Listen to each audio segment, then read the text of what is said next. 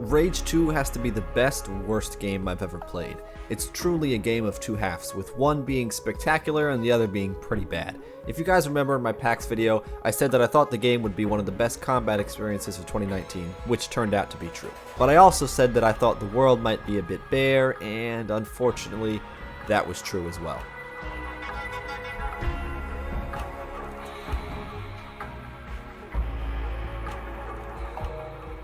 So, the story of Rage 2 is basically the same as every other Chosen One story, except this one is set in a weird and wild world, where everything is weird and wild.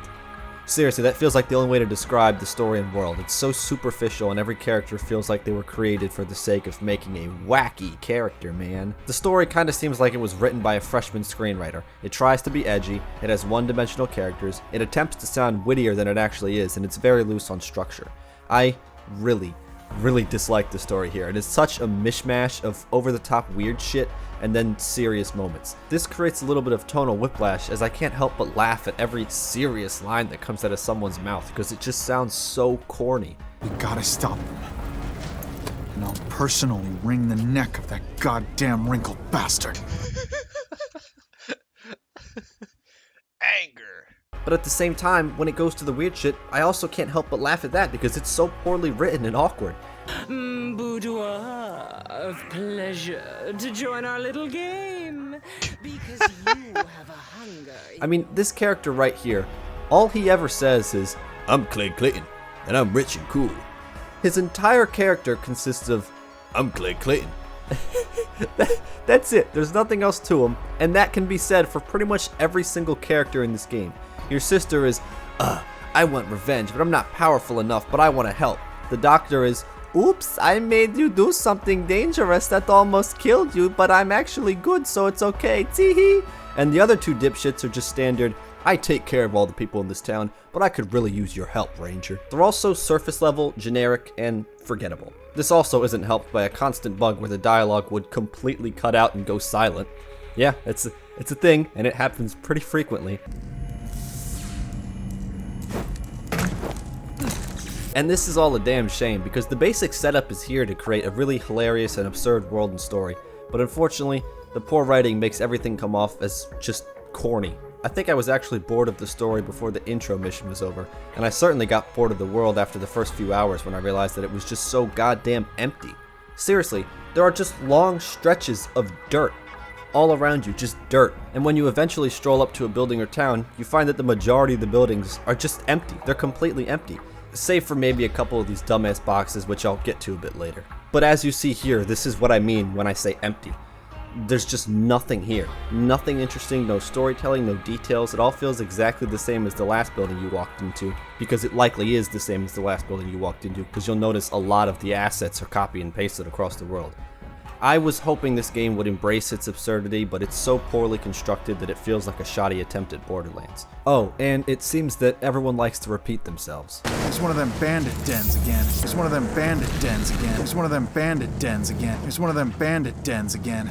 Hey man, I'm a mentally deficient 6-year-old who's never played video games before, so would you mind telling me what this place is? It's one of them bandit dens. Okay, cool. Thanks, man. Appreciate it. Overall, entirely forgettable story and incredibly bland world.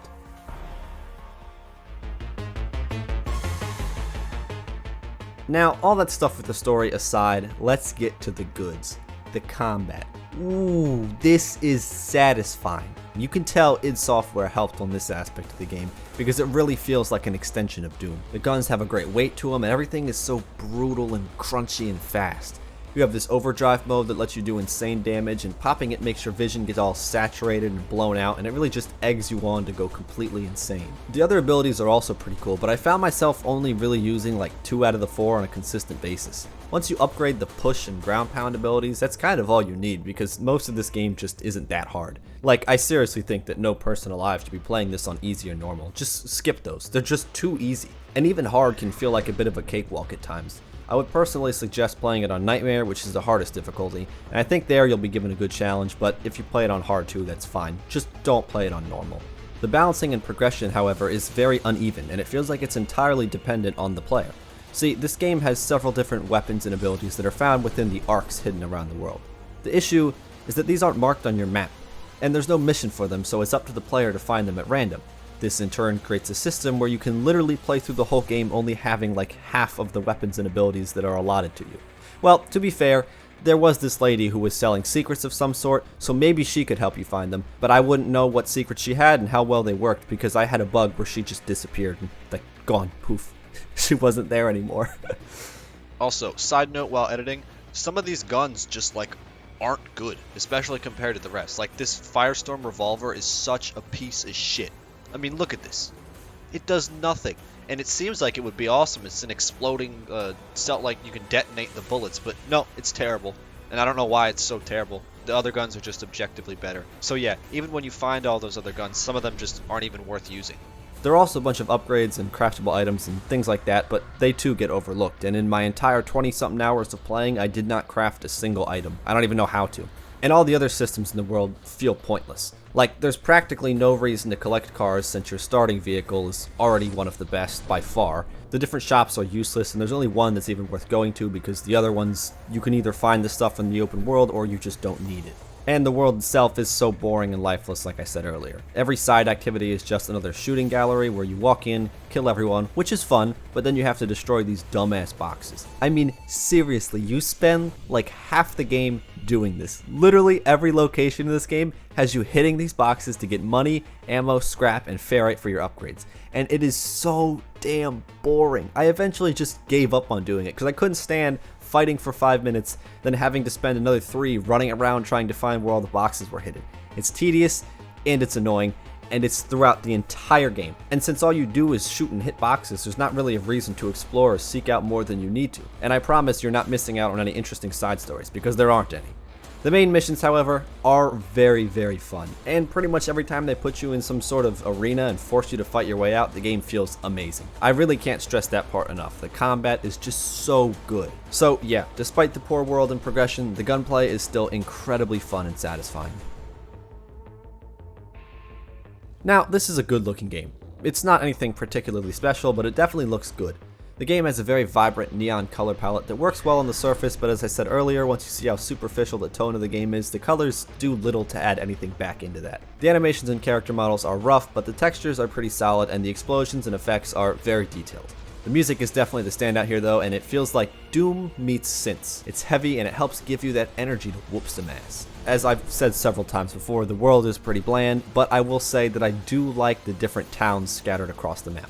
They're pretty well designed from a visual standpoint, although they suffer from the same issues that the rest of the game does in terms of poor storytelling. Overall, I think this is a pretty good looking game with a good soundtrack, but it's nothing special. Now, I usually don't have a con section unless a game has a serious number of issues, and, well, yeah, this game does. It's buggy as hell, and there are lots of really dumb problems that pop up.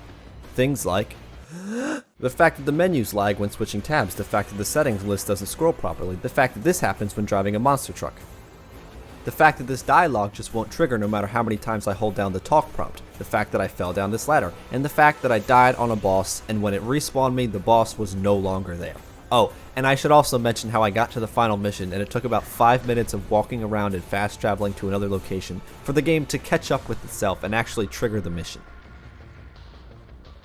Rage 2 is an okay video game, and it's carried entirely by the strength of its gunplay and abilities. And while the art and design have some respectable parts, like the music in particular, pretty much everything about this game is mediocre, subpar, or just bad. I would not recommend this game to anyone at full price, but the gunplay is so fun that I think it's definitely worth picking up when it eventually goes on sale for like 20 bucks. It's disappointing because I was really looking forward to this, but the game just isn't good, and despite how fun the combat is, it can't fully make up for how piss poor the rest is.